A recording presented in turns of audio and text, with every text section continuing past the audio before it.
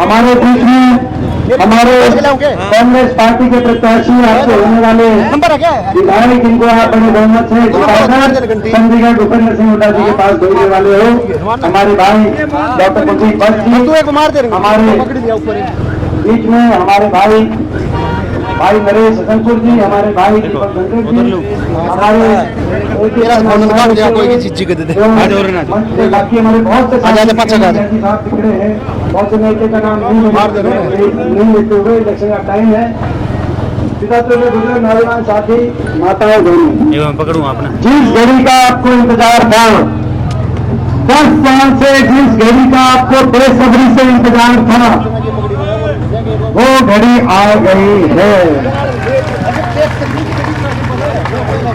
हरियाणा के कोने कोने से एक ही आवाज आ रही है, बीजेपी की ये दमनकारी सरकार जा रही है और हुड्डा साहब के नेतृत्व में कांग्रेस पार्टी की सरकार आए। पूरे देश की नजर आज आप पे है, पूरे देश की नजर आप पे है। हरियाणा क्या फैसला करता है? एक ऐसी सरकार 10 साल से बीजेपी ने हरियाणा का, इस इलाके का और आपका बीजेपी ने बैठान में कोई कसर तो नहीं छोड़ी भाई। इससे ज्यादा तो कोई नहीं कर सकता जो बीजेपी ने कसर। आपने देखा विकास की पटरी से उतर गया हरियाणा, खुशहाली की पटरी से उतर गया हरियाणा, देश में नंबर 1 बन गया हरियाणा बेरोजगारी में, देश में नंबर 1 बन गया अपराध में, देश में नंबर 1 बन गया नशे में। आज हर वर्ग के साथ अन्याय, बाबा साहब भीमराव अंबेडकर जी के संविधान की हत्या करने वाली है भारतीय जनता पार्टी, किसान और कमेरे वर्ग के साथ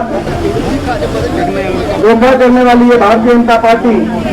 आपने देखा इनकी सरकार में 10 साल में कितनी अनदेखी हुई, आपकी कितनी अनदेखी हुई, इस बात का अंदाजा इस बात से लगा सकते हैं कि खट्टर साहब मुख्यमंत्री 10 साल रहे, 10 साल में बादली हल्के एक ही दिन आए बादली हल्के 10 साल। अंदाजा लगाओ, 10 साल किसी की उम्र में बहुत बड़ा समय होता है।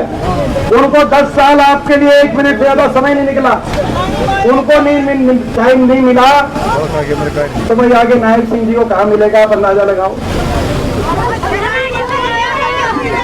तो भाई तो आप सबसे मैं पूछना चाहता हूँ कि भाई ये इनसे बीजेपी से पंडा छुड़ाना चाहो कि नहीं चाहो? नहीं बताओ।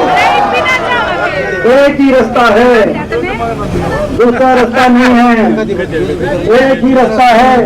अगर आप भारतीय जनता पार्टी की सरकार से अगर निजात चाहते हो, आप अपनी सरकार बनाना चाहते हो, आप हुड्डा साहब के नेतृत्व में कांग्रेस की चंडीगढ़ में सरकार बनाना चाहते हो, तो मेरे भाई कुलदीप भट्ट को एक वोट देकर यहाँ से जिताना है। एक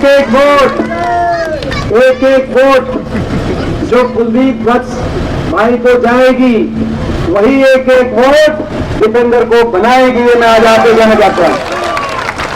ये मौका, बड़ी संघर्ष किया, 10 साल बड़ी लड़ाई लड़ी, इन तानाशाही ताकतों से हमने बड़ा संघर्ष किया। बड़ा 10 साल की लड़ाई के बाद, संघर्ष के बाद आज प्रदेश में ये माहौल बना है।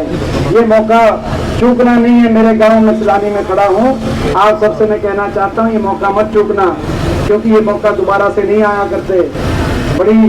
बड़ी मेहनत संघर्ष के बाद ये मौका आपके दरवाजे पे दोबारा आया है। इस बार अगर चूक गए तो आगे इतिहास अपने को माफ नहीं करेगा, इतिहास आपको हमको माफ नहीं करेगा, क्योंकit अभी नहीं तो कभी नहीं ये मौका है, ये मौका है भाई। ये एक बात बताओ, मुद्दा छोड़ के मुद्दा ही विरोधी ताकतें जो दिल्ली की सत्ता पे काबिज है, जब लड़ाई लड़ रहे थे आपने देखा इन्होंने हर वर्ग का कितना नुकसान किया। 750 किसानों की जान की कुर्बानी लेने वाली ये सरकार साबित, हमारी बेटियों को दिल्ली की सड़कों पे घसीटवाने वाली ये सरकार साबित हुई, और हम इनसे लड़ते रहे। कभी इनके निशाने पे भी आ गए, कभी इनके निशाने पे भी आ गए। इन्होंने पूरी ताकत झोंक दी। 2019 के लोकसभा चुनाव में क्या हुआ वो भी आपने देखा, भाजपा ने पूरी ताकत झोंक दी कि दीपेंद्र दोबारा से लोकसभा में ना पहुंच जाए, संसद में ना पहुंच जाए।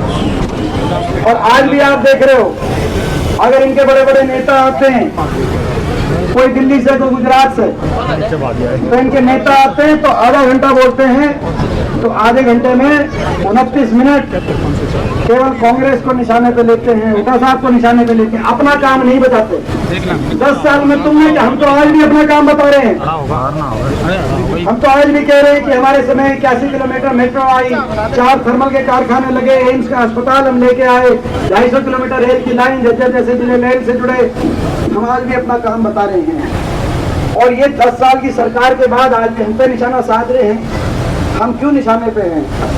क्या कसूर है हमारा कि आज भी इनके निशाने पे हैं? हम इनके इसलिए निशाने पे हैं, हम आपकी आवाज उठाते हैं, हम हरियाणा के हर वर्ग की आवाज उठाते हैं।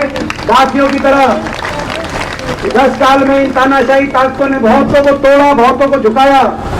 2014 में तो संसद में मेरे साथ जो थे, सिंधिया भी थे, दुष्यंत चौटाला भी थे, लेकिन इन सारे टूट गए, कोई झुक गए।